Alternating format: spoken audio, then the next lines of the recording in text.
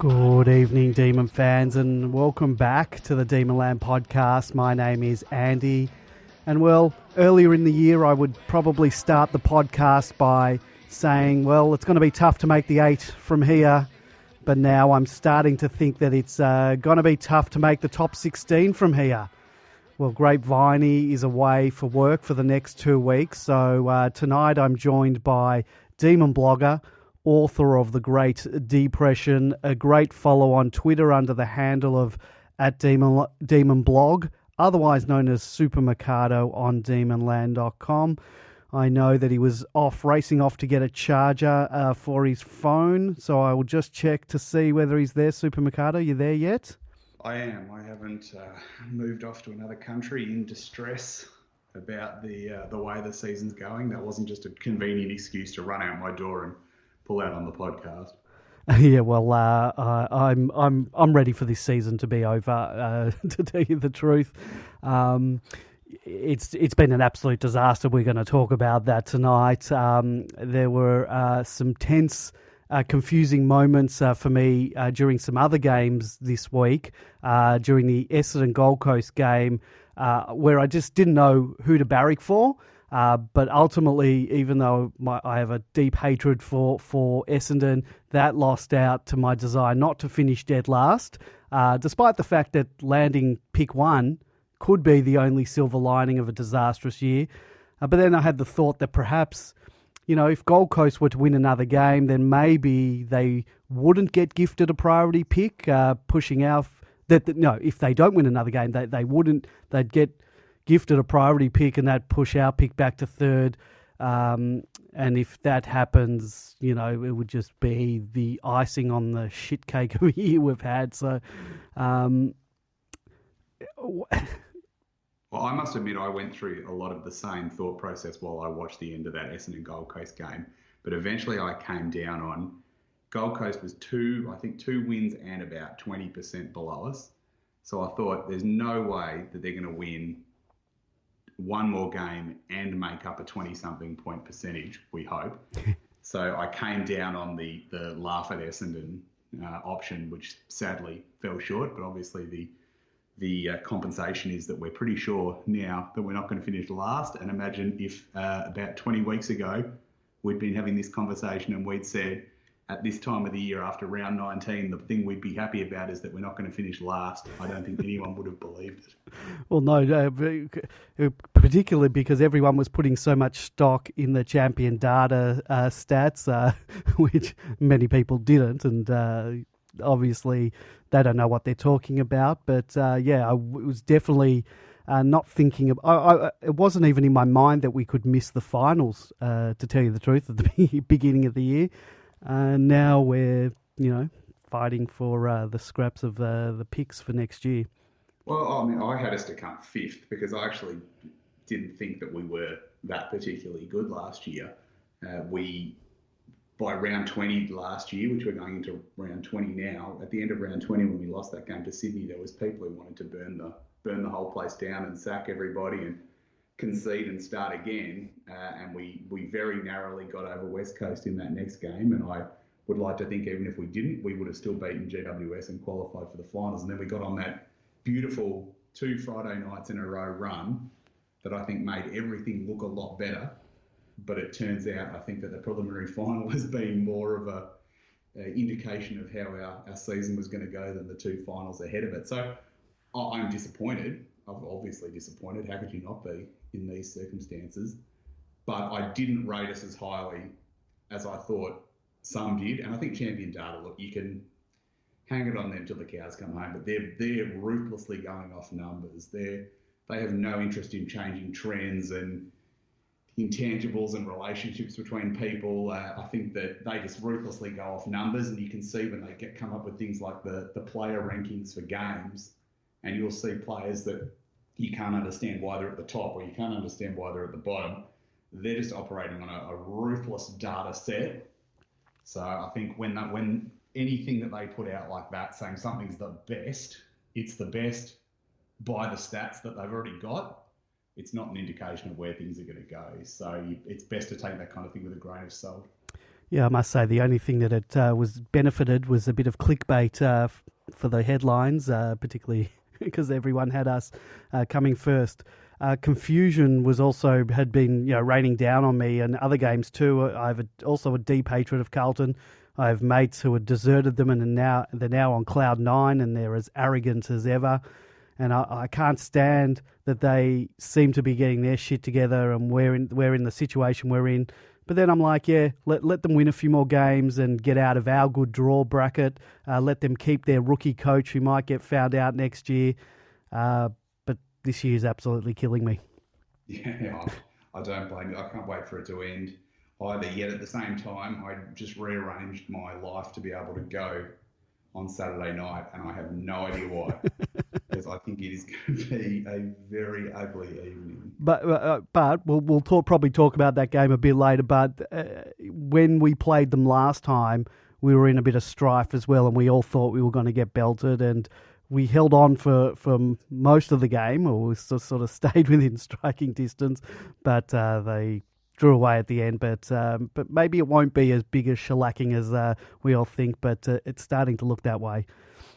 And if not that, then we can play the Pies into form the week after. Yeah, that's right. Followed by the ultimate Friday night game, the battle of who could care less against Sydney. Surely the worst Friday night game since Melbourne Fremantle 1999 when Tony Modric kicked 10. The AFL must be pulling their hair out on that one, but still a better decision than giving Carlton 4 home games for Friday night games last year. So. When they made the draw, they obviously thought it was going to be a good idea. They obviously didn't watch the Sydney-Melbourne game at the MCG last year, or they would have known that combination's rancid under all circumstances. But yes, you can't blame them. I was expecting as part of the round 23 draw for them to do a switcheroo on round 22 as well, and stick a better game into the Friday night bracket. But fortunately, they didn't think to get into those shenanigans. Anyway, we're picks 1, 2, 3, a better draw. None of that's going to solve anything. We have much bigger problems than that. So without further ado, let's vent about the game we just played. But wait, actually, before that, I might just get some housekeeping out of the way. If you'd like to join our program tonight to discuss any of the topics that we talk about, give us a call on 03 9016 3666. That's 03 9016 3666, or just give us Skype us at Demonland31. If you're listening to the show live, join us in the chat room tonight, where you can ask us questions or post comments. Just head over to demonland.com/podcast. If you are listening to this at a later time via SoundCloud on demonland.com or via Apple or Android podcasting apps, give us a subscribe. You'll receive updates when a new show drops. Don't forget to leave a favourable review. It really does help more people find us. We're now on Spotify. If you want to get the show that way, go to demonland.com to find the links to your preferred method of listening. On social media, we're at Facebook, facebook.com/demonland31, Twitter at Demonland, Instagram at Demonland31, or search for Demonland Podcast on YouTube, and you can listen to some of the interviews that we've done with current and past players and coaches. If you just love talking about the Dees 24/7 all year round, just join up to demonland.com and you can chat with other Dees fans about this once great club. And now... At what point? How many years before the internet was created was that? That was a long, long time. The internet wasn't even a gleam in some supercomputer. Yeah. Just say stop every once in a while. We were writing someone a telegram. That was the last time Melbourne was good. That's true. There must have been some early form of message boards where people sent letters back and forth to each other talking about their footy club. How people? Let's just say, let's go to like the mid-70s. I'd love to hear from people who are around in the mid-70s. Not now, because this is not what we're doing tonight. But what was the equivalent? Did you pick up the phone and just speak to one mate about it, or at the pub maybe? Go to the pub and talk about it. And at work. It wasn't just at the fingertips to go mental on the internet like it is now. Probably a good thing. Yeah, probably is a good thing. Well, this was the 5th game in a row where we have been almost completely impotent in the last quarter. We capitulated against Brisbane, Carlton, Bulldogs, Eagles, now the Saints, for various different reasons, whether it was injuries or running out of gas or or what have you. But it's been sort of the staple of this year. We haven't been able to run out games. We've been in positions to win in a couple of them and can't get the job done. Yep, Port the first time, West Coast the first time. It's and then plenty Adelaide. more, I'm sure. But the only one we pulled a comeback off in was the Hawthorn game. Although, did we get in front and then they came back? I can't remember. Either way, yes, you're right. It's been a lot of last quarter collapses this year, which is always an issue. But at the same time, win the damn game before three-quarter time would be nice. Our biggest win this year is by about 4 goals, and even then we had to come down from about 30 points behind to win that. Yeah, it's been frustrating. As I said, I can't wait for the year to end. According to the AFL Match Centre, after the game, or was at some point during the game, they had written, St Kilda's transition game has been far more effective than Melbourne's. The Saints have won 41 defensive half intercepts and launched 37 points from these, while the Demons have won 50, so we've won 9 more defensive half intercepts without generating any resulting score. So we've had 9 more intercepts on the half back. I can't get a score out of that. They've scored 37 points from those. Yeah, I can believe that. Well, didn't we concede 13 goals from turnovers? That's my next thing. Let's talk turnovers. According to George on the Outers match report on Demonland, and well, let me just, you can find that on demonland.com. And before I go on, kudos to George, who has to do a write-up each week, and he never fails to hand that in within 12 hours of some of these soul-crushing defeats. I can barely scroll past posts on social media trying to avoid seeing anything about the game, lest I throw my phone out the window. And he's having to relive that horror. And you do too, Super Mikado. I know you do a report. Makes me feel better. Also, it's cathartic to do that. All right. Well, that's good to hear. But according to George's report, we set a new record for the most turnovers resulting in opposition scores. I'm not sure, is that an actual record or is the stat recorded? I thought he might have been facetious, but I have a feeling he's not. It could be legit. We allowed the Saints to score a whopping 13 goals, 7 directly from turnovers. You know, that 13 goals, 7 out of 15 goals, 14. And for comparison, we only scored 22 points from turnovers. I think theirs is 85 points. It's terrible. It was a very disappointing evening, but I must say I kept my bile in until about the last 10 minutes when we completely ran up the white flag and surrendered, and then it just flipped from trying to be very calm to absolutely wanting to sack everybody and call an AGM and go crazy. So it was that last 10 minutes really annoyed me because they didn't fight the game out. And that's the funny thing, you come home and you see that we conceded 13 goals and turnovers and you think that's the worst thing of all time. What were they doing? At the time I was like, whatever. It's just another crap game and a crap season. Who cares?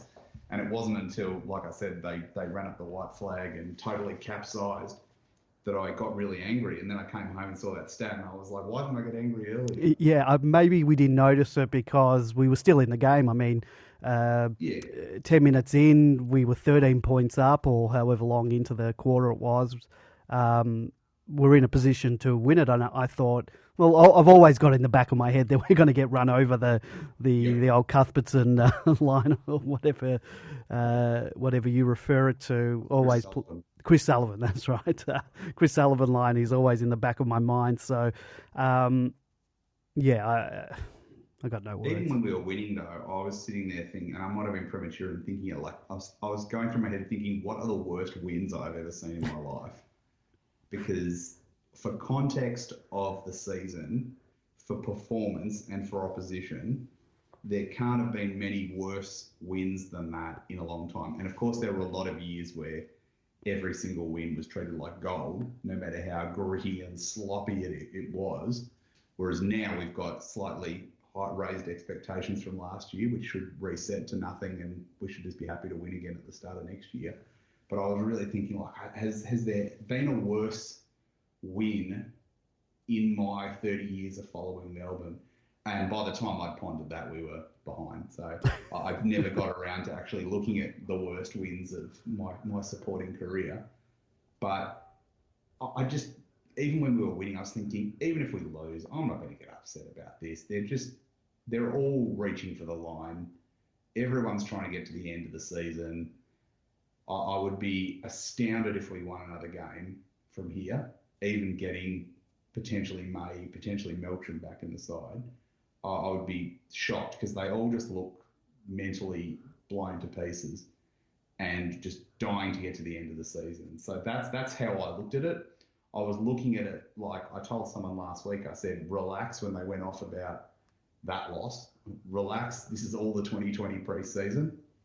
And that's what I was looking at it as. But then that last 10 minutes, even though the putting up of the white flag is connected to the fact that they're all searching for the finish line, that really just annoyed me in that last 10 minutes. And I really left upset for having bothered to go out of my house and watch that. And I could have sat at home and watched it on television.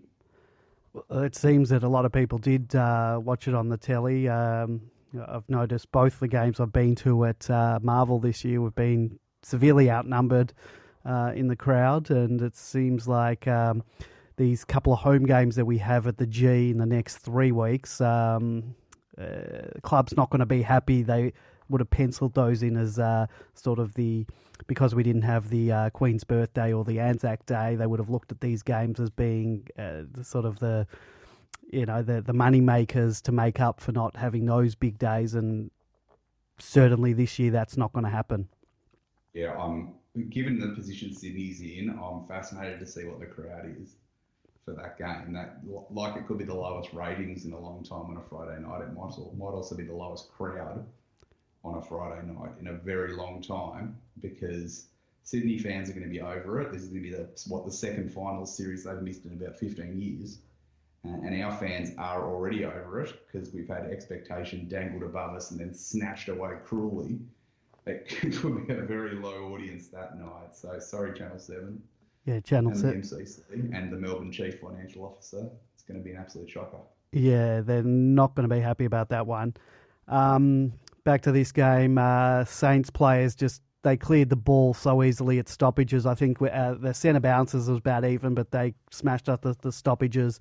Our players just seemed to stand there and just watch them go. It's so disappointing watching a team that was so good last year, but this year they can't defend, they can tackle, the handballing's terrible, just not playing smart footy at the moment. And one of the things that really annoyed me was that Gawn was battling so hard. He was battling not only in the ruck, but at ground level. Yep. He was winning clearances. He tried so hard, and it was like, where's everyone else? Yeah, he's the last guy in defence trying to take a mark. Speaking about defence, in defence, all of our backmen just seem to want to either all go for the mark or spoil guys going for the mark. They're all up in the same contest, spoiling each other, flying for the ball, and then leaving one of their players out the back for an easy goal. Yeah. And the funny thing was, it seemed so disorganised, but a week before, I was praising it that it was the next big thing. It was like, this is going to, we've finally got the defence back together. This is going to be the 2020 backline. And then I'm not suggesting May wouldn't have been roped into that Three Stooges routine of people crashing into each other and falling over. But just with him out, you go 1 week later to a team that's got a much less fearsome forward attack than West Coast, and they look like they had absolutely no idea what they were doing. So I just think, like I said, I think in the background, everyone has just packed it up for the year, and they're all looking to next year. And probably a few of them, not really in the team, but a few on the list probably know that they're finished next year. And I think that there's a lot of players who are just really dying to get this season over with and get on with the next one, as we all are. I think May would have made a big difference out there. Just it seems like he really marshals the troops, and I don't think we would have had all those players flying for things. He certainly might have put a stop to that. You've got Jake Lever there, and I would have thought he would have that leadership there, but I read somewhere, someone on D-Man said that they had kicked a goal at one stage and he was trying to gather all the backmen together to sort of start marshalling them and telling them what they should do, and they pulled him he got called off the ground. and that's what that's you get for trying to be a leader. yeah. Well, that's what I'm saying. That's There'll be none of that. That's more There'll be no because leadership. of that need to get people off the ground these days very quickly after a goal because they can't sort of have the runners on the ground. But yeah, Because it is so crucial to rotate backmen because they're going to get so tired. I suppose when they play in our back line, they probably do get tired. they do. Josh Bruce and Tim Membry, they must leap out of bed on the day that they're fixtured to play us. Perhaps with May in the team, things might have been different, but they just had a day out they just always have a day out like no other when they play against us. Josh Bruce usually can't hit the side of the barn. He's kicked 4 straight against us. There's been 7 goals between the two of them. I had a look at their stats against Melbourne, all-time stats against Melbourne and against other teams, and both of them are quite high in relation to what they've scored against other teams. So they must just love playing us. I mean, who wouldn't? And I'm not blaming the backline here, but the ball comes in at such rapid speed that it's no wonder the backline looks in disarray half the time because the ball's flinging from one end to the other. We've got absolutely no forward pressure. And I know that Garlett allegedly would have been there to provide forward pressure in an ideal world, but I think we've seen enough of Garlett over the last couple of years that there should have been an understanding that we needed to look somewhere else for that as well. We needed another option because we have nothing forward pressure-wise, and it just pings from one end to the other like it's shot out of a pinball machine. And it's no wonder the backline get caught out of position because they're just under siege and not with the slow ball movement that we're putting the ball into 50 with. They're getting just rocketed from one end to the other with no one laying a hand in the middle. So I think that's something they definitely need to look at next year. It just seems that our players, the majority of them are, in general, are just devoid of disposal skills, confidence and belief. Constantly giving it straight back to opposition under pressure. And it's disappointing that some of our senior players were having brain fades and passing to opposition. Salem did it a couple of times, and he's usually fantastic. Brayshaw, he was way down on his kicking. Yeah, Brayshaw, well, his kicking at times has been questionable, but it was bad. Lever a couple of times, had some torrid ones. Jonesy, Frost with the Frost ball. I mean, I've been happy in general with Frost this year, but he does have those brain fades. And it's got to take the good with the bad when it comes to a player like that. Yeah, I like it when he takes on. As an attacking benefit, you take that occasionally it's not going to work. Yeah. Whereas, and I don't want to join the Oscar McDonald pile-on because it gets very unfair at times, the pile-on into him, but he doesn't do anything attacking. So to me, I would rather Frost make a mistake trying to attack than Oscar McDonald make a mistake when he will take a mark or get a free kick and just kind of stand there looking for someone 20 metres away to kick it to. Like, there is no run, there's no setting up the play. I don't think you can get away with being a backman like that in this day and age. You need to be setting up the play to do exactly what happens to us, going ping, ping, ping, and it's in the other forward line. And I think that's definitely something they need to address next year. And I think to a degree, May is not the solution to just getting the ball moving, but at least he sets the play up and moves it forward and gets things going. It's just having the links in the chain that take it to the other end. Well, thank God for May. And hopefully he's not going to be another injury-prone player because he's done that hammy. That's the second time this year. And maybe it's because of the lack of pre-season and coming to the club in bad shape and with a full pre-season under his belt. Maybe he can get some of those issues out of the way. But I understand he was a pretty durable player. Yeah. At Gold Coast when he wasn't biffing people. He was, so it's not like he's got a 10-year injury streak behind him. So hopefully he comes back day one of pre-season in perfect condition and good to go, and he will be an absolutely crucial player in that back line. But with May in the team, I think Omac doesn't get a look in. He just seemed so far behind his player every time they took the mark, and I know, as you said, the ball's ping-ponging straight into there. But he's very far behind, and more so May sort of seemed to be.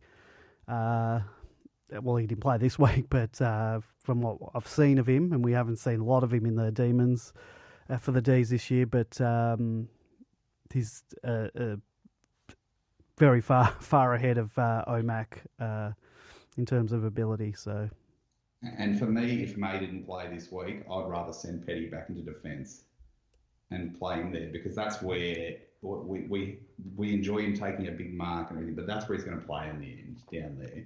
So if we've got the cattle down there that he doesn't have to play there, I'm more than happy for him to play up front for the rest of the season.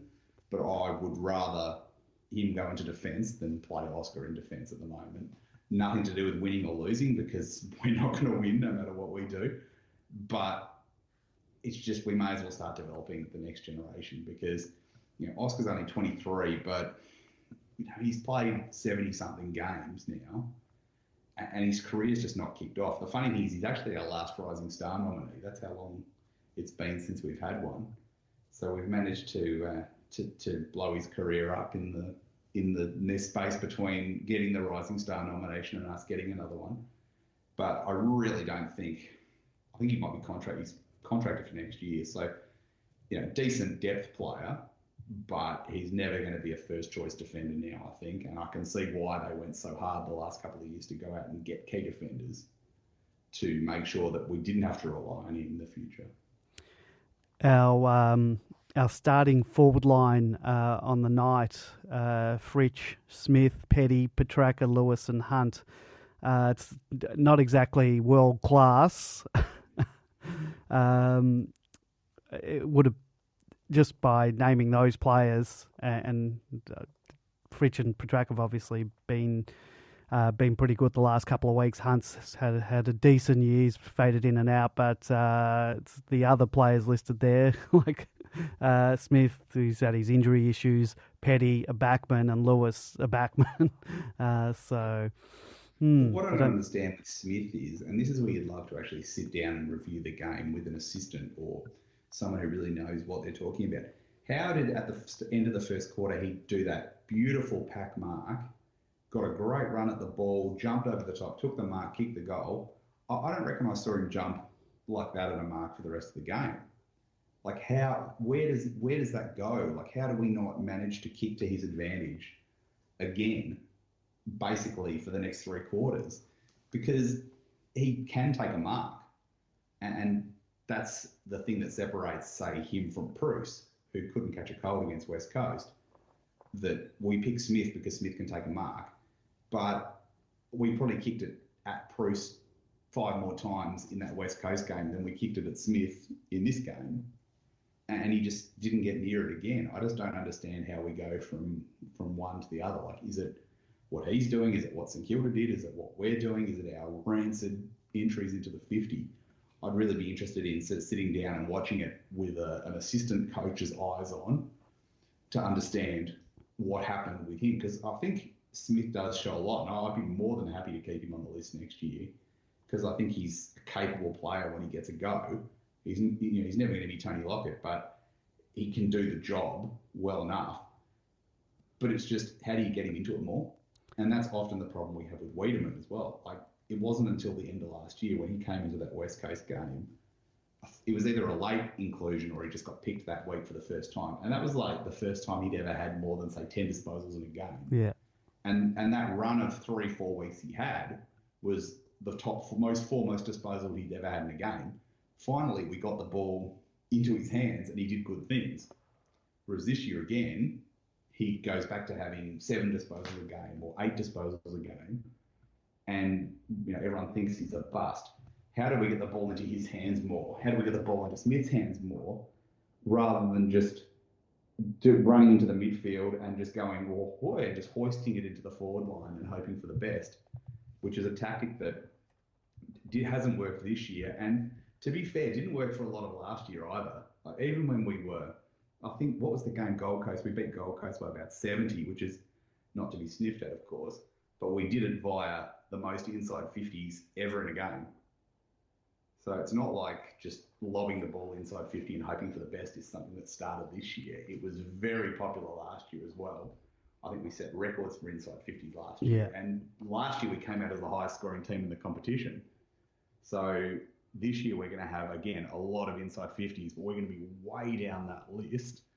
Again, that's something they've got to address. You can't just say Tom McDonald's going to come back. He can't do it on his own.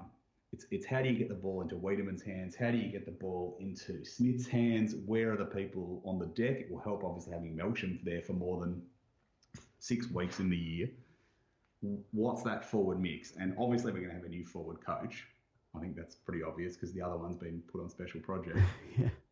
So there's going to be new thinking there, but it's not just that. It's, in the words of Simon Goodwin, the connection between the midfielders as well. And I think Brayshaw is the one that really frustrates me with this, is just getting the ball and just turning around and just hoofing it into the 50 without even looking where he's kicking it. It's just like, get it away from me as quickly as possible.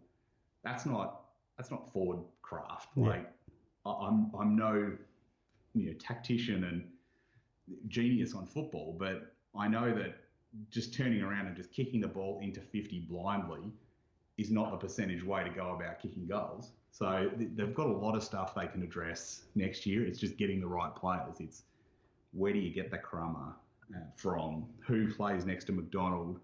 Do you just Bruce eventually come in as a forward as well? I've got to work all that stuff out before next year, because they're kidding themselves if they reckon we can just take our injury list, hopefully empty it by round 1 next year, and suddenly we're going to start kicking 20 goals a game again. Well, it wasn't happening sort of at the beginning of the year. And I think Viney's also one of those ones that just hoofs it in there at times. But I also think the chaos play on at all cost game style just does not suit our skill level. And we have no possession tempo game style to counter a run on, to be able to cool down the opponent when they're hot. And, we simply can't hold a lead at any stage of the game. They've got to work all this out. We've won one game by more than 3 goals, and even then we had to come back from 5 goals down. It tends to be a lot of times when we do go 5 goals down that we suddenly start playing. And that's happened for years. Yeah. I even pinned that on Goodwin. That's happened since Roos. Yeah, that was in the Roos time. It probably would have happened earlier than that, except we would go 5 goals down and just keep going further behind. Yeah. But once we stabilised it under Roos, we had so many times where we launched just these blistering comebacks from a mile behind and just fell short. And you stood at the time, you're like, oh, well, young team. Yeah. Well, it can't be the coach's fault because it's Paul Roos.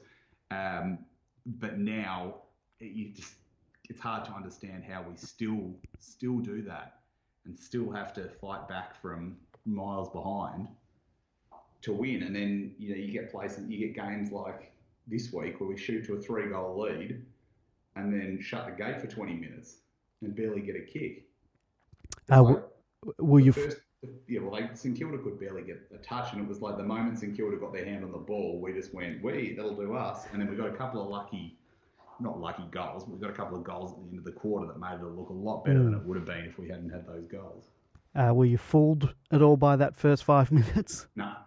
You know what game it made me think of? Last year, the one Lever did his knee against the Bulldogs. Yep. When we'd come off the 5 weeks of just murdering everybody. Yeah, we hadn't lost a quarter. They did exactly the same thing. Kicked 3 goals at the start of the game before we got a touch. Yeah. And that day, because I was high on life, I sat there thinking, the moment we get our hands on the ball, we're going to smash them here. And this, a year and a half on, my it's the reverse. Negativity is so much. The veil of negativity is back on. And I was thinking, oh God, when St Kilda get their hand on the ball, they're going to smash us. And yeah, they didn't smash us, but we were very lucky to be in that game at the start of the last quarter, and to even go 8 points up at the start of the last quarter. I would think it would have been absolute robbery if we won that game. I think I'm done with Nibbler. George on the outer counted 5 goals from his turnovers and an inability to pick up the ball. He missed hitting up both Lewis and Fritsch, and that cost us 2 certain goals. He's had a 42.9% disposal efficiency. It's just not good enough. I think now that Melksham is back, but look, I don't think Milk will be back in the team, considering he only played a short time in the Rezzies. But once he's back, it's a straight swap. He played the last 3 quarters. Oh, he did play 3 quarters. He came on after quarter Oh, time. for some reason I thought he only played 2, but that makes me happy to hear he played 3. He came on after quarter time and played the rest of the game from there. Yeah, I would agree. Look, I think Neil Bullen, I remember earlier last year people were very down on him, and fair enough too. And I just think that he had a little bit of a renaissance towards the end of last year, but it's just, it's like Oscar McDonald again. It's like we're getting on there. We're getting up to 60 games, 70 games, and it's just, they're just not adding the attacking style that we need. And in this case, causing turnovers that then, as we know, became 13 goals for St Kilda. Not all his, obviously, but, 5, I think you said. Well, that was George. I'm just going by his. I'm not sure where he got those stats for. Many. So yeah, I think that, again, not a player that you would argue against having on the list, but not someone who you'd want to have there round 1 next year, if we're serious. My next point. Been saying this most of the year. We just simply lack depth, and when you're topping up nearly a third of the team with depth players, you're going to get inconsistent output from week to week. Last week, Grapevine and I were praising, the Wagners, but I don't think I can muster the same praise this week.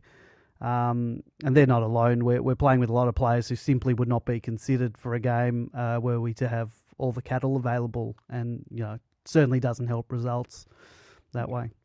And I think the Wagners like that, you just be happy when you get a solid game out of them. You're never going to get Josh Wagner and Corey Wagner between them. I'm sure they never have, and they probably never will get a Brownlow vote. They're just solid players. If you don't notice them, they've probably had a good game. So I think that they're the players that you can have sort of coming in and out of the side during the year, but we just can't rely on players like that. And a couple of years ago, everyone was going off about our depth and how awesome our depth is, and it's been smashed this year.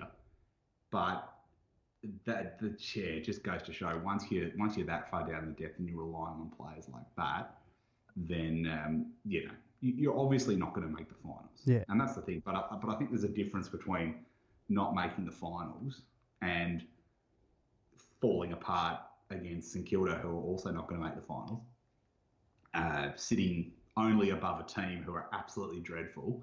And when I actually wrote that in my blog, how bad they were, and then they almost beat Essendon. I almost had to go in and do an edit and put a brackets and say, sorry, I didn't think they were going to win that game. But generally, they have been pretty bad. I mean, they've still got a better percentage than we did in 2013. So they're not the worst team I've ever seen in history. They've won more games than we did in 2013, and they've got a better percentage. So they're not the worst team of all time. But how do we get to a point where we're only just above them?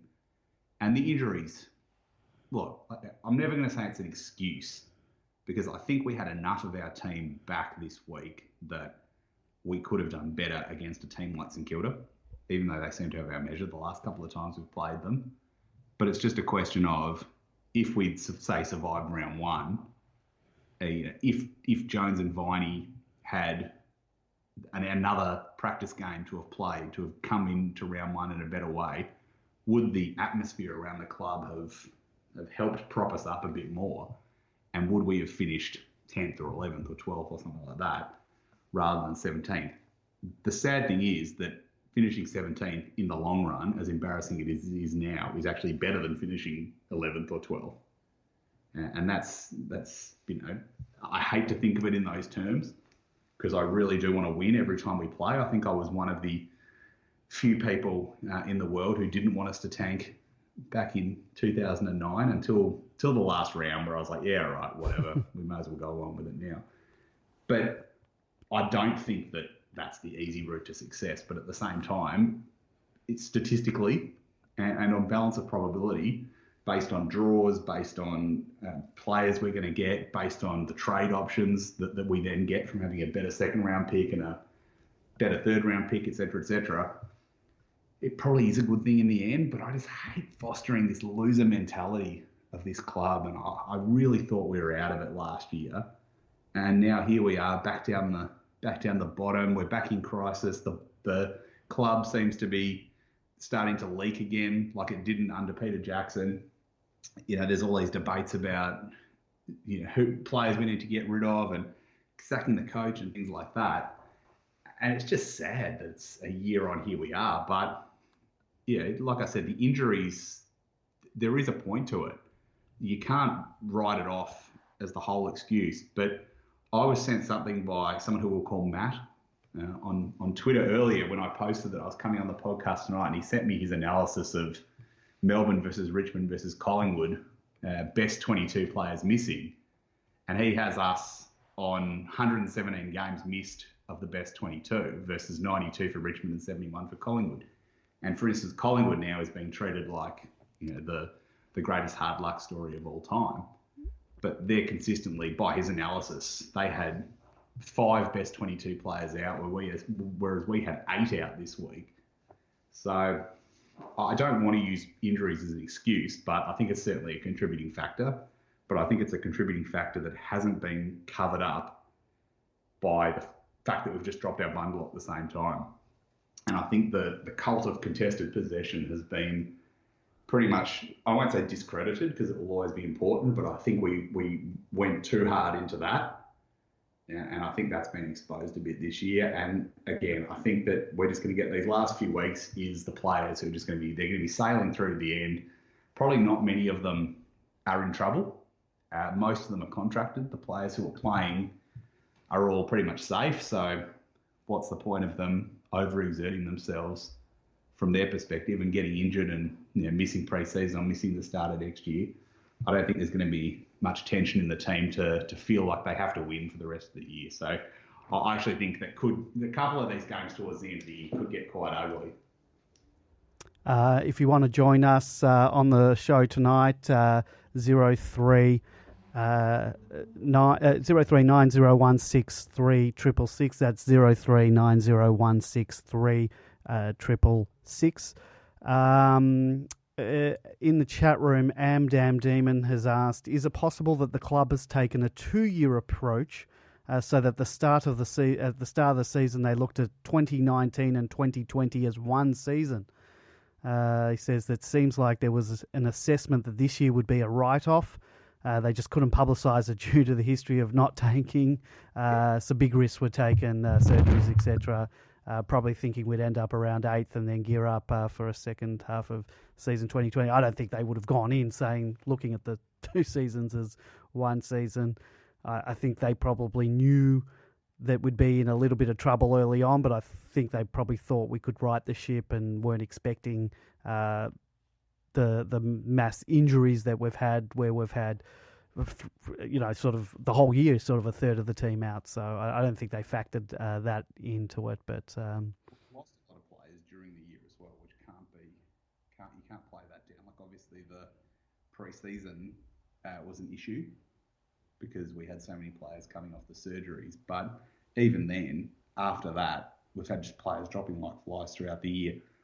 I do know, obviously, there was that story in the paper that was a leak, a classic Melbourne Football Club leak, about how before the year they did say we're in a bit of trouble this year because of all the injuries.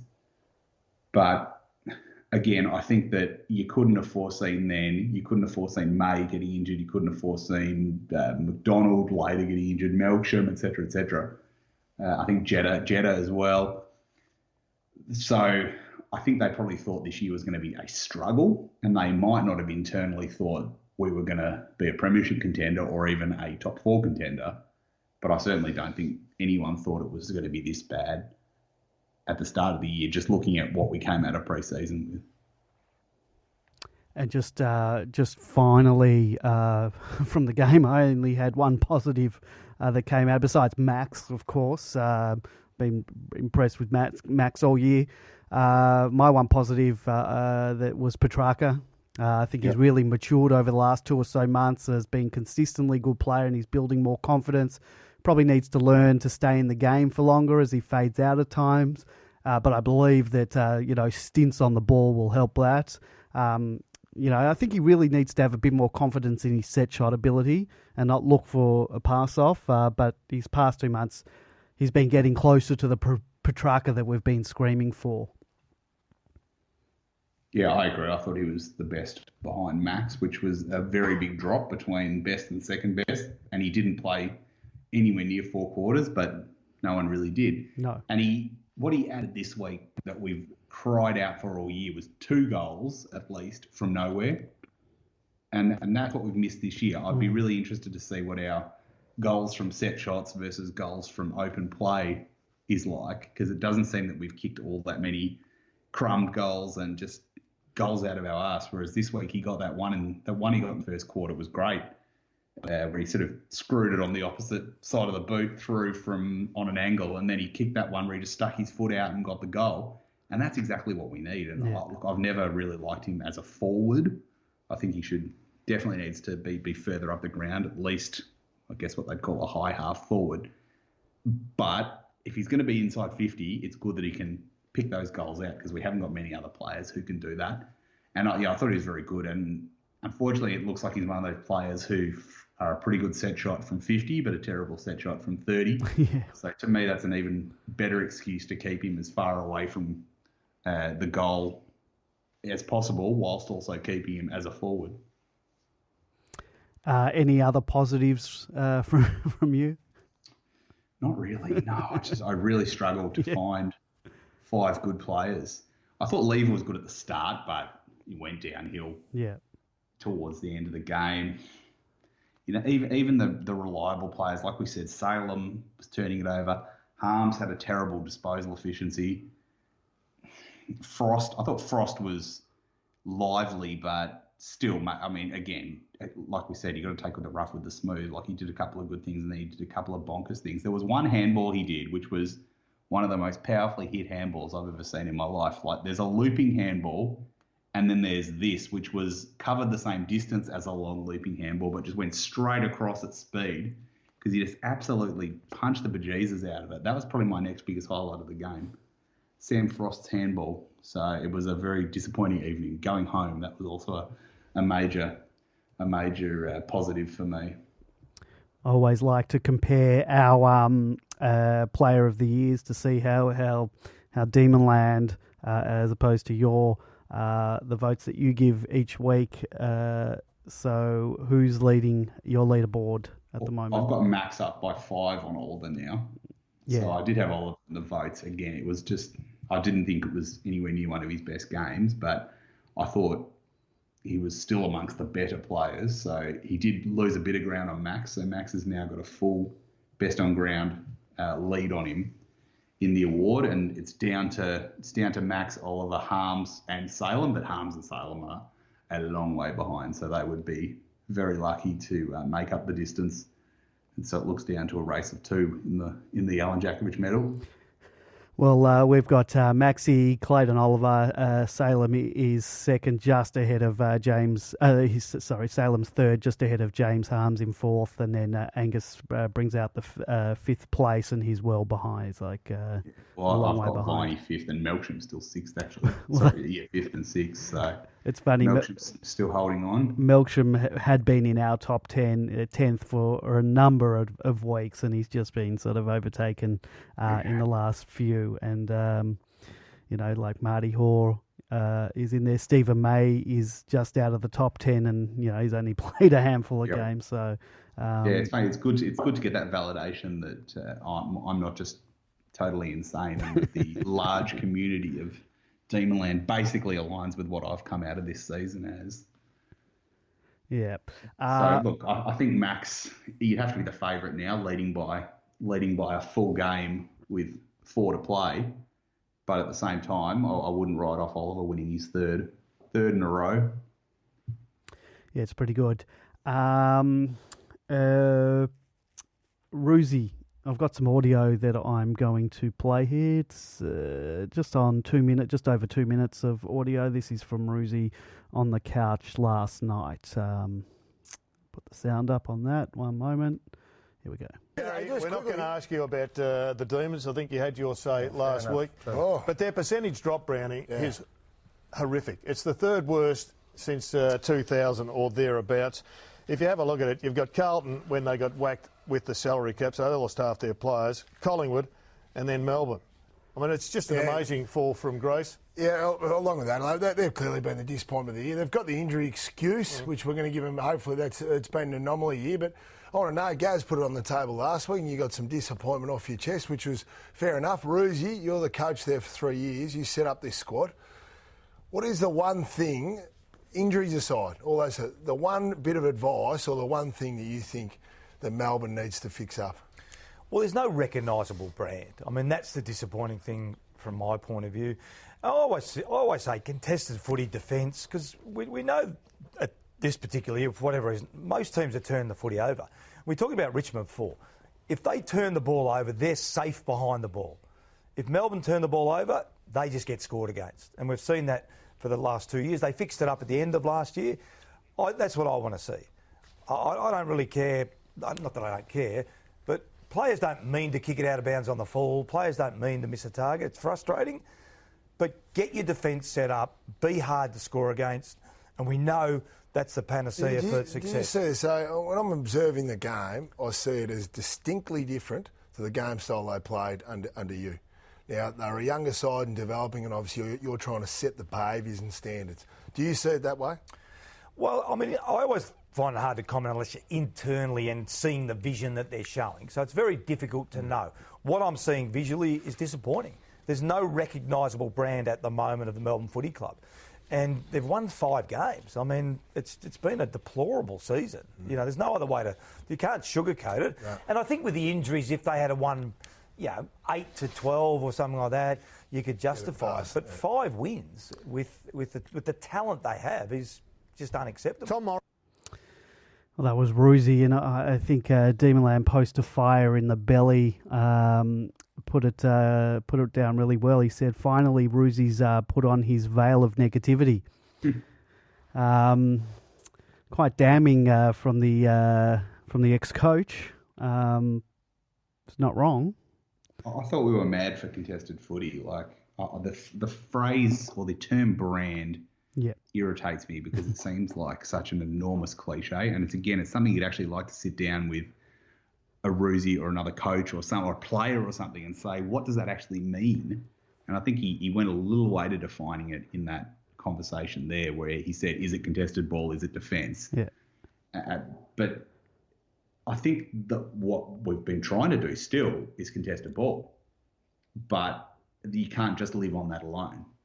Like you can. And I know last year the view was basically win the contested ball and everything else will flow, but that doesn't work. It's like the 666. You can say the 666 has increased goals straight after a bounce, but then 2 minutes later you're back in the same situation you're always in. Same with contested ball. Around a pack, you can get it, but when the ball flings out and you're a player who turns around and just boots it straight inside 50, contested ball doesn't mean anything anymore, because the situation is no longer contested. It's the other side running unchallenged to the other end of the ground. So he's not wrong, but at the same time, it rankles with me when people go on about brands, when I think that you can't just define a team into one phrase or one way of playing.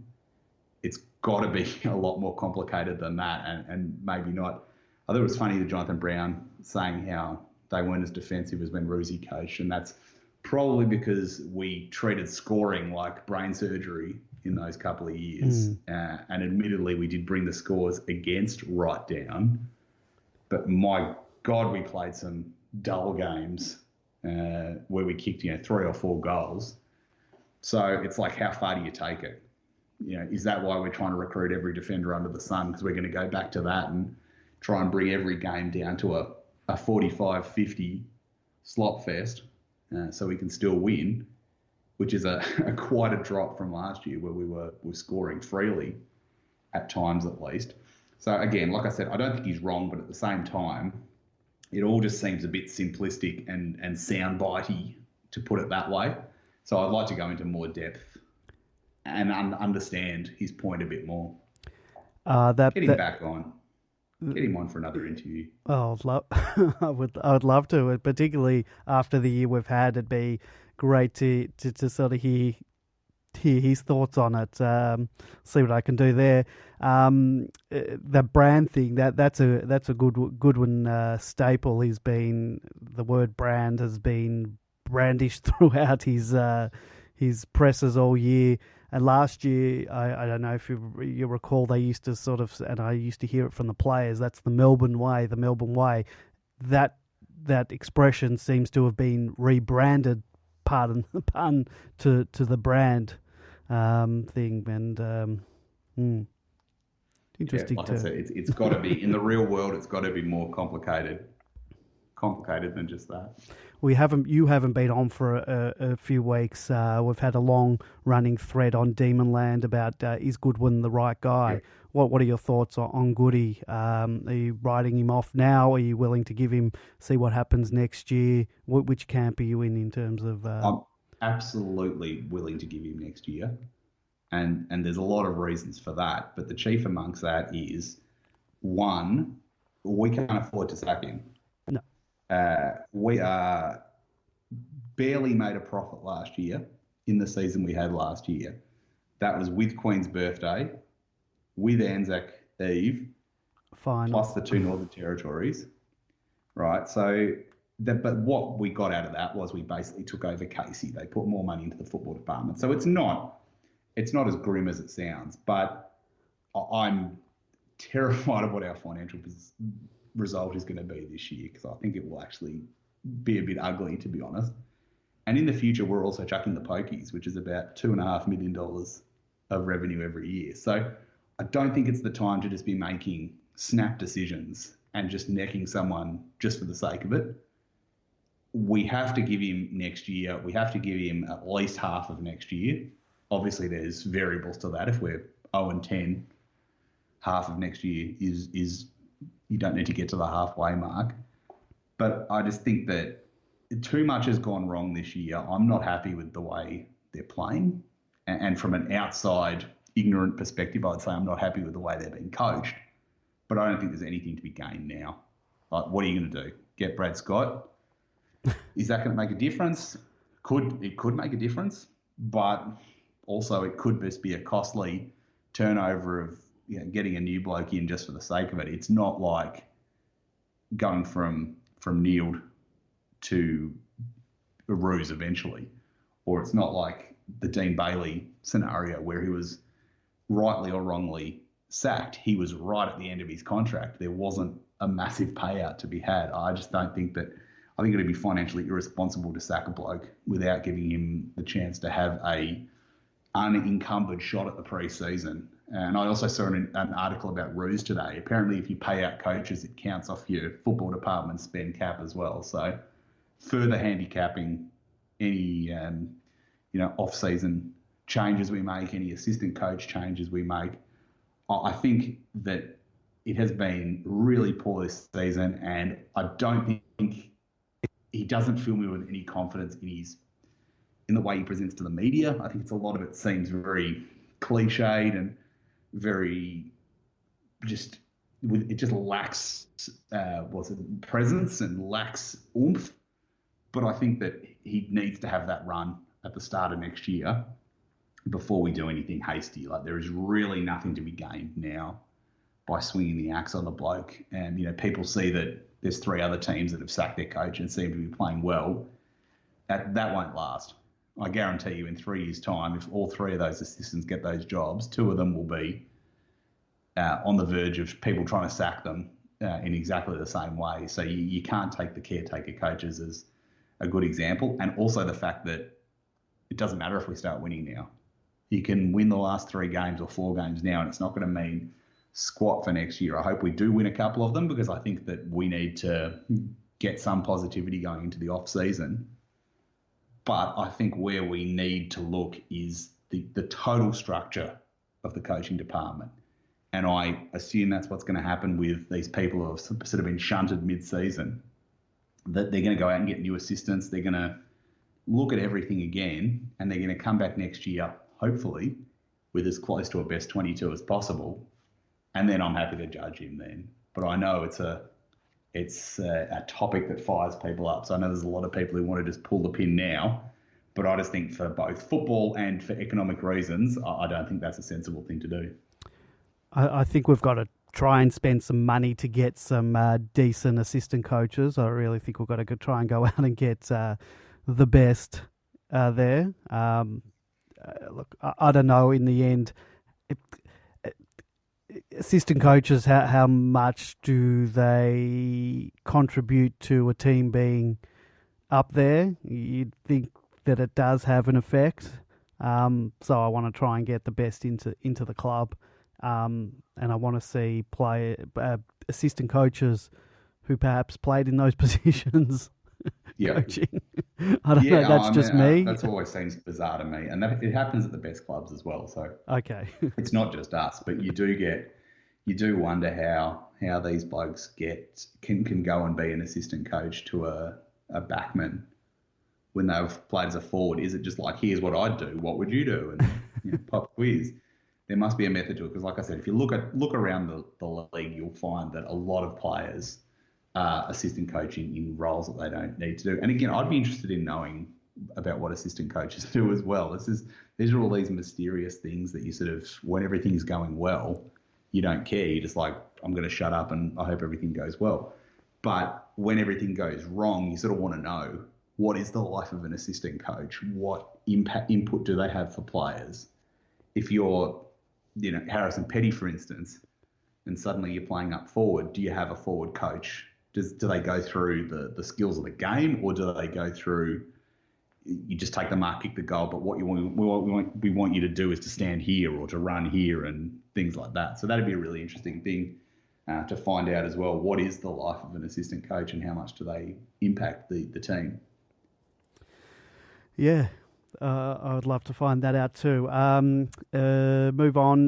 Nathan Jones this week, or yesterday actually, sort of came out. I'm assuming it's coming from the manager, that he's been offered a year at a much lower rate than he's currently on. Obviously, he's not happy with that. Where do you stand on Nathan Jones? Particularly because there's no doubt that he's on the decline. But just how far on the decline is he? And do you give him more than a year? 2 maybe? I don't think 3. So where do you stand there? Well, our first things first, I don't want to get hysterical based on something that is clearly being leaked for maximum impact by who. I wouldn't want to make accusations, but someone's put that out this week in a week where they know that Melbourne fans are in a bad mood. Yeah. And will probably go crazy about screwing Nathan Jones. Therefore, hopefully, for the sake of whoever leaked it, encouraging the club to give the other side what they want. So I would rather not know about these things until they actually happen. But just in general, I think 2 years is probably excessive at this time. I think if it's 1 year plus some kind of trigger for 2 years, fair enough. But I think 1 year is probably fair enough at this stage of the career. Like, he's been okay this year, but as you say, he's 100%, he's on the decline. No bloody wonder he spent 10 years carrying hundreds of different players on his back, only for them to piss down it. But you can't argue against the facts, unfortunately. Money-wise, I would like to think that we could not screw him on that. Like, I would like to think our salary cap has not been wound so tight that we can't look after him for sentimental reasons for at least 1 year. If it is wound that tight, we'll be in trouble in a couple of years when some of these players start coming out of contract. And obviously there'll be money, the Lewis money will go out presumably at the end of the year as well. Like I said, I would play him for 1 more year, but on the understanding with him that, like Vince and like Lewis, we're not guaranteeing you a spot in the 22 every week. And it would be so sad for someone like that who has been an absolute warrior to go out having to be played in the VFL. I would hate to see that. but I would, from my perspective, prefer to see that than him playing for another club. But if they're unreasonable in their requests, and again, I think it's a negotiation that they're having. So of course they're going to ask for 3 years or 2 years or whatever, and the club's going to come back and they're going to jostle. They'll get there in the end. I'm sure we'll re-sign him and it won't be a big deal, but I don't think we can guarantee that he'll be in our best 22 anytime soon. One thing I've thought for the last few weeks, and it's probably going to be irrelevant now that Melksham is back, that why haven't we tried him as a forward? And I'm not talking about a key forward. I'm just talking about sort of a Petrarca style half forward. He can kick goals, and we just sort of have put him in that Vince Lewis backline graveyard of, you're going to be retiring soon. We'll just stick you back here. I would love to have seen him just for one game, just be put forward and just see if he can kick goals. Look at that Sydney game where he kicked a couple of absolute rippers from inside 50. He's definitely got goal sense. I think we've missed a big opportunity while our forward line has been absolutely terrible to give him a go and see whether we could get some value out of him in the next couple of years as a goal-kicking forward. Well, they played Lewis the last 2 weeks as a forward. It's the exact same thing. Perhaps given that we don't have much cattle on the park, if you're already playing Lewis there, you can't play Jones there as well. I agree with you. If Lewis wasn't down there, I'd maybe swing him forward, but I don't think it seems like Lewis can't play in that Jones position anymore, where Jones is now. So interesting. Yeah, I don't think Lewis needs to be down there. That's the thing. Why is Lewis down there? Well, I think they put him there. This is not an anti-Lewis. No, but I think they put him there on as a matchup for McGovern to sort of try and curb McGovern. And it didn't work this week because I think Carlisle sort of had the better of him in terms of mobility. So, it certainly didn't work this week. Lewis just looked slow and out of it. Yeah, I just don't see the point when he's presumably not going to be there next year. Why he's even in the side at the moment. Well, it's funny because you could have obviously JKH is on the outs, can't get a game. You'd think they'd maybe try him in the forward line. He's had a couple of weeks where they could have put him into the team and they haven't. So you would think the writing is on the wall there with him. Yeah, absolutely. Back to Jones. If he is only going to get a year, and maybe part of that is that he may be playing in the twos, do you have a look at the captain structure? Do you strip him of the captaincy? Do you go still just Viney solo, or do you look at someone new, or go co-captains and probably promote Max, who's probably the only other one that could get the gig? I think strip him of the captaincy is probably a bit emotive. Yeah. Language. You should get a job at SEN with that clickbait style commentary that. That's not my the views coming out of my mouth, and not necessarily my own views. I'm just playing devil's advocate. Yes. I certainly, I'm not comparing him to Gary Lyon, but I certainly would think that the Gary Lyon 98 manoeuvre, if he played on, would be the right thing to do. Concentrate on your game. Obviously, Lyon was coming off a lot of injuries and things like that before 98, but yeah, give it over to someone else and concentrate on your game. I would certainly have Max in there. I think he's shown so much leadership the last 2 or 3 years, but potentially in a combo with Viney. I hate dual captains. Yes, I really wish we'd just go one out. So I secretly hope they do. But I also hope that I just want to be conscious that we don't burden Max and somehow ruin him by giving him the captaincy, which I don't know why that would happen, but I just feel like I'm so scared that Max is going to go down, or his form's going to go down, that I don't want to do anything to jeopardise him. So I'll go for a Gawn Viney combo, but I would be more than happy if we just had one, whoever it was. Kind of wish that May hadn't had so many issues this year, because I actually reckon he'd be good, not as the solo captain, but certainly he's certainly going to has to be in the leadership team next year. I don't care if he had a few points and got bloody in trouble and fined, all that kind of stuff. I think on field he's shown a lot of leadership, but yeah, let's say Gordon Viney. All right, we'll just we'll move on. I didn't see any of the Casey game this week. I don't know really much that happened. I know Melksham. We came from behind. Melksham returned. Hall was back. We had a few players back, so it's good to see. But it's sort of cavalry's come sort of a little bit too late. So They did quite well to get back in it after Sandringham looked like they were going to get away at one point. What I didn't understand, what really annoyed me, was how Sandringham did not have a ruck. They just had some bloke having a go in the ruck, yet we still played Bruce in the ruck. Isn't the whole point of Bruce that we know he can ruck? We know he can tap the ball. We know he can do whatever else a ruckman does. He can usually take marks, except if he's in the forward line in Alice Springs. Why didn't we play him forward? I'm pretty sure, again, I flitted in and out of this game. I'm pretty sure they had Bradkey in the team as well. Give him the chance to ruck against a guy just having a go. Yeah.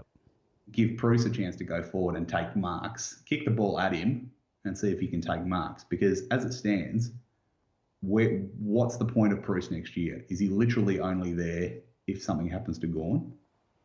Because if we're just going to play him as the ruck and he can have 70 hit-outs or whatever and play a good game, no doubt what I saw, he certainly played a good game. But what's that telling us about his future? I really was disappointed by that, because I think Casey is holding on to a slim to none chance of making the VFL finals. I think we need to start treating it as our development team, which is exactly what we're paying for by the fact we took them over. We need to start using them to develop players as we want them in the future, if that is how we want Bruce to be played in the future. If everyone's just happy for him to be an emergency option for Gawn, then, carry on. Win the listed medal for having 80 hit-outs a week. But that doesn't help us when we need someone to go forward and take a mark. Yep. Changes for this week? I kind of, looking back at my post, I went bananas and, again, tried to sack everyone because I was in a bad mood. What did I have? I had in Melksham, Kennedy Harris, May, Lockhart, Dunkley, out Baker, Brayshaw, Lewis, McDonald and Neil Bullen, and the Wagnite lucky to survive.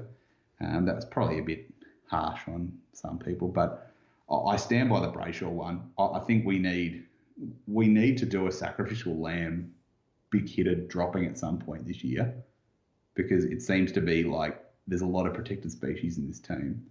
And to me, he was terrible the other night. I thought he barely got a touch in the first half. And then the second half, it was all just hit and hope kicking into the forward line. I think they need to send a message. And I think he needs to be the one on the end of the message. Well, we were dealt another injury blow. Sam Wiedemann's had a very unlucky year in terms of form and sort of being in and out of the team. We know that he got, we thought he was just concussed, got a knock early on in the game and has had surgery on his jaw, and we'll miss him. Apparently not actually diagnosed till the next day. Yeah. So it's, well, when you're unlucky, you're unlucky. And you certainly want to write this season off. I have heard a rumour around the traps that the family's not happy that it was not diagnosed on the day. Well, yeah, I didn't hear that, but I wouldn't be surprised. It seems like it's not the only family that hasn't been happy with. They might get on the phone to Sean Smith. Yeah, I was wanting to maybe contact him, but I thought it could be a bit controversial. There's a player. Can I just say, I don't want to go back 20 weeks, but I really had high hopes for Joel Smith as a forward this season. I think he would have been. It's like we lack that mid-size forward who can take marks. Like Petrarch does it a little bit and Melksham does it a little bit. But I really had high hopes for Joel Smith, and it's just so frustrating that he's missed the whole season, because I think he would have been good. So there's a player that you forget about that'll be hopefully back next year. if he as doesn't well. seek, So that should be, that should help. if he doesn't seek a trade out of the club. Exactly. Or if he's not suing us in the Supreme Court or something for But- injury. But yeah, that one's that whole thing. We don't know whether going back on the ground, worsened the injury to make it a season-ending injury. Yeah. We don't know that. We were all filthy about it at the beginning of the year. Let's hope that wasn't the case. If it was, it comes down to, I didn't have this down in the notes, but we. Are you happy with the decision to go after this Burgess, who's going to be our new high-performance manager? Yes, but who knows? That's the thing. Like everyone's like, oh yes, Burgess, we love Burgess, and it's like in 3 years' time we'll have a bunch of injuries, and it'll be get out Burgess, sack Burgess. We don't want Burgess anymore. So the proof's in the pudding, I reckon. Hopefully you can get him to run through a last quarter. Someone did say something about Port Adelaide having they were fit, but their hammies were exploding left, right, and centre. So you obviously got to strike that balance between running games out and running full stop by not injuring yourself. So yeah, again, I think it's a good thing. I'm assuming we're paying this guy an absolute fortune to come over, but we won't know for at least 1 year, let alone 2 or 3 years, if he's the missing piece in the puzzle. I had a mate who's a personal trainer. He said it possibly, if he pushes them too hard in the pre-season, it could have the reverse effect that it might not be a great thing, but I don't know. We'll see what happens. I went through changes. I don't know. I think we might be done here. Anything else from you for the show or for the season? I'm done. I'm done for both, for everything. I just this season can't end quick enough for mine. I still miss it though. Yeah, not the season itself, but in about mid-October, it'll be like, I wish the season was still going. Yeah, if we're winning, then yeah. But this is maybe I was spoiled by last year, because my wife actually said to me, but it's not that much different to all the other years. And I said, but all the other years I sort of had hope, or the last couple of years, yep. Maybe not if we go back to the Neil era. But I know what you mean. You've had dignity shown to you. You now know what it looks like. But then bang, gone, stripped. But again. even in the Neil era, back to being a homeless bum drinking booze out of a paper bag. Even in the Neil era and the Bailey, there was always like that hope. Next year's going to be different. It's going to turn around. Yep. But I'm not looking at the moment. It was always it can't get worse. But for me, it might can't get worse. There's a possibility we finish 18th next year. Turn around. I think that we will, at a minimum, be back to just on the outskirts of the 8. But who knows? Are enough other teams above us going to drop down? That's the thing. This year, we're actually, for a 17th place team, we're a pretty good 17th place team. As weird as that sounds, you've got 17 teams in the league who are pretty competitive, and then an 18th place team who's getting treated like the biggest fiasco of all time. When have they even lost a game by 100 points? I know they've had a couple very close near misses to 100 points, but they're not the worst wooden spooners of all time either. So it's such an even competition that do we think that teams are going to drop next year? Because it's one thing for us to start playing better, but we've got to pass a few teams as well, and unless the Carlton bubble bursts and the St Kilda bubble bursts, Brisbane are gone. Hopefully, unless they're going to bomb out like us after 1 year, they're out of our league now. And you get otherwise, it's quite a big bunch in the middle of the table. That's the teams we're going to have to contend with to make the finals next year. And I don't know, it's hard to imagine right now that we could make the finals next year. But all we need is to turn up for round one next year with our best team, hopefully get a reasonable draw. I'm not suggesting I just want to play Gold Coast at the MCG because I think it's going to be some easy win, but to play a team in that bracket, I'd love another shot at St Kilda round one next year with our best side, or the Bulldogs round one next year with our best side, and then we can start judging from there. So I wouldn't write it off, but I'm not as bullish of us bouncing back as I was sort of about 6 weeks ago.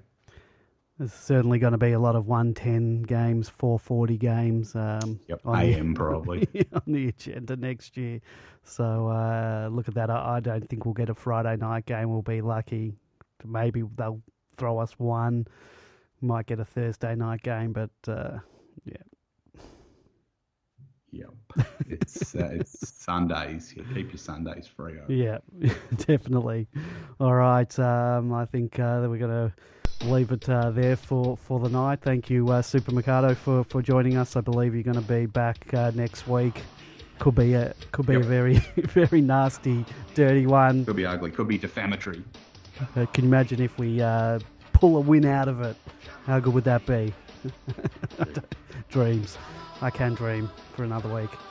All right, we'll catch you everyone next week. Back same time, same channel. Go Dees.